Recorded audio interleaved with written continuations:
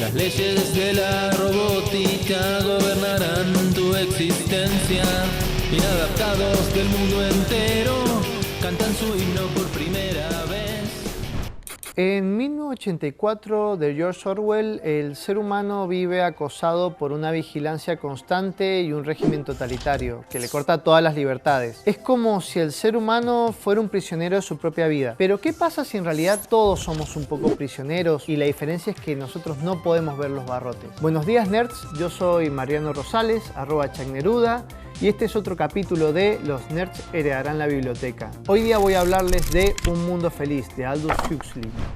Aldous Huxley nació en 1894 en Inglaterra. Nació en una familia intelectual, su padre y su abuelo eran biólogos reconocidos. Él tuvo problemas en la vista y se tuvo que dedicar a algo menos importante, literatura. Después de haberse graduado en la universidad, se empezó a dedicar un poco a lo que es la literatura y escribió, entre otras cosas, Un mundo feliz, la novela de la que vamos a hablar. Al final de su vida empezó a experimentar con sustancias un poco más controversiales y escribió cosas como, por ejemplo, Las puertas de la percepción, un libro que le va a dar nombre a la banda liderada por Jim Morrison. En 1984 y en Fahrenheit 451 el libro tiene un peso importante. En Fahrenheit 451 se prende fuego y en 1984 se edita para volverlo inofensivo. Pero en Un mundo feliz pasa otra cosa. Los libros están, solamente que nadie los quiere leer porque son aburridos. Huxley consideró que no hacía falta una prohibición o quemar los libros, que lo único que hacía falta era mantener al ser humano lo suficientemente entretenido con la satisfacción momentánea, con el vértigo constante de estímulos, para que en realidad no le interesara algo como los libros. ¿Cuál es el problema del libro? El libro es un objeto de conocimiento que primero es una actividad completamente individual y segundo que editar un libro es un poco más difícil que, por ejemplo, editar un artículo de Wikipedia para escribir datos erróneos en la vida de un escritor que no te guste. Por eso es que las tres novelas que forman parte de lo que se conoce como la trilogía de las distopías o la corona de las distopías de la ciencia ficción tienen un peso tan importante con respecto al libro.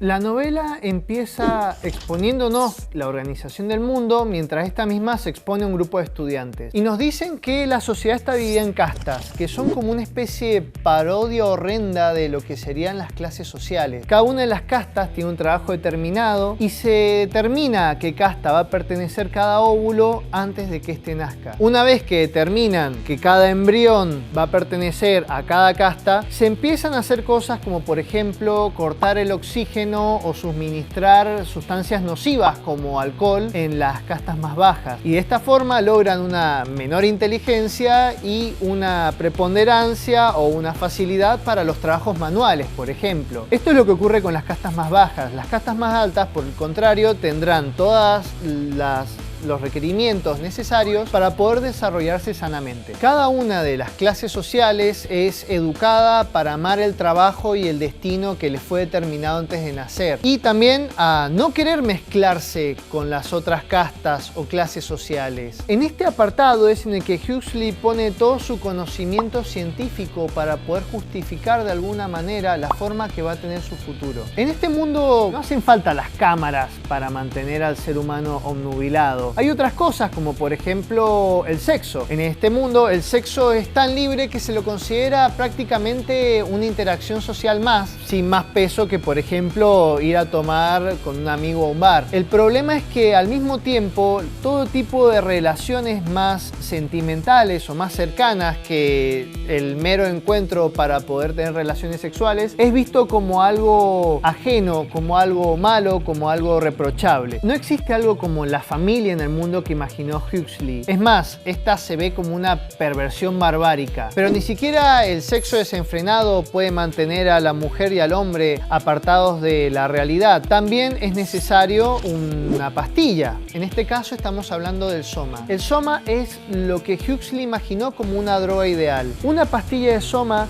basta para alejar todos los sentimientos y pensamientos negativos y más de una pastilla de soma puede sumirte en unas vacaciones químicas. A través de esto, cualquier disconformidad que puede llegar a tener el sujeto es solucionada con simplemente meter una mano en el bolsillo y llevarse una pastilla a la boca.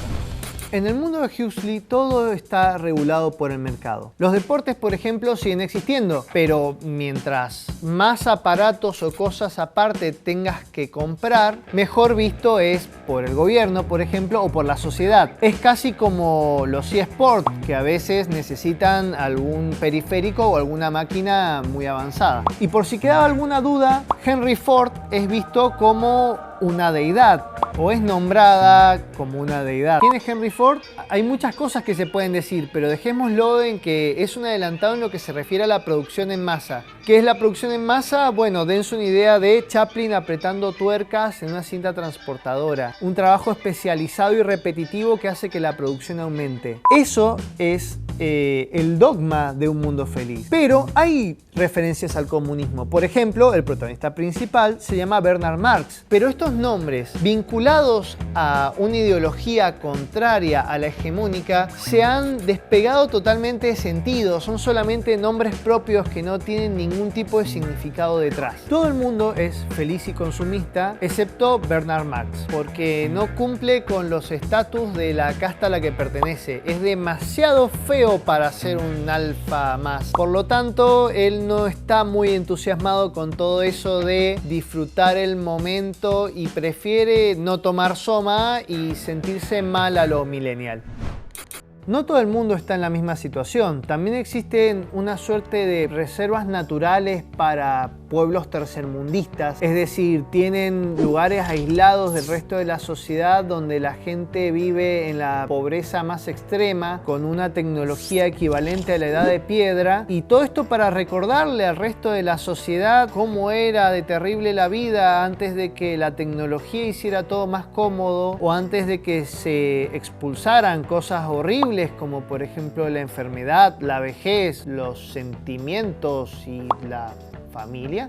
Bueno, de esta reserva natural va a salir otro de los protagonistas, que es el salvaje John. John es hijo de una mujer civilizada y se crió toda su vida con 2 libros, un manual y las obras completas de William Shakespeare. Estas obras van a servir como una especie de filtro con el que John va a poder juzgar toda la sociedad moderna una vez que pueda salir de la reserva. Justamente el título de este libro hace referencia a La Tempestad de William Shakespeare. De alguna manera, Huxley, que había estudiado mucho de la literatura inglesa, consideró que Shakespeare era un representante de los valores que nosotros tenemos como sociedad. Entonces utiliza este recurso para poder trasladar nuestros valores a la sociedad futurista que él imaginó, para así poder hacer una comparación. Todos nosotros vamos a estar en el papel de John, que va a tener nuestros valores y va a juzgar ese mundo con nuestra vara de medir. Como nos adelanta el título del libro, en este mundo toda la gente es feliz. No existe la enfermedad, no existe la vejez y todos están felices teniendo sexo y jugando con sus juguetes nuevos. Pero atrás de John es que Huxley nos muestra lo desolador y triste y frío que puede ser este futuro. Su intención no era predecir el futuro. Su intención era advertir a la sociedad de su tiempo, advertir a la sociedad a principios del siglo XX sobre el rumbo que estaban tomando las cosas, advertirles sobre los problemas que él veía y aquellas cosas que podían llegar a empeorar. Por eso es que esta obra es perturbadora, porque nosotros somos el futuro que quiso prevenir Huxley. Nosotros somos la extrapolación de aquellas cosas que el escritor de este libro pudo ver. Queda en nosotros juzgar si en realidad Huxley tuvo una suerte de premonición, si verdaderamente un mundo feliz no es una parodia del mundo que estamos viviendo, o si todavía estamos a tiempo de poder cambiar las cosas. Bueno, eso fue todo. Yo soy Mariano Rosales, @ChuckNeruda, de Los Nerds Heredarán la Tierra, y esto fue otro capítulo de Los Nerds Heredarán la Biblioteca.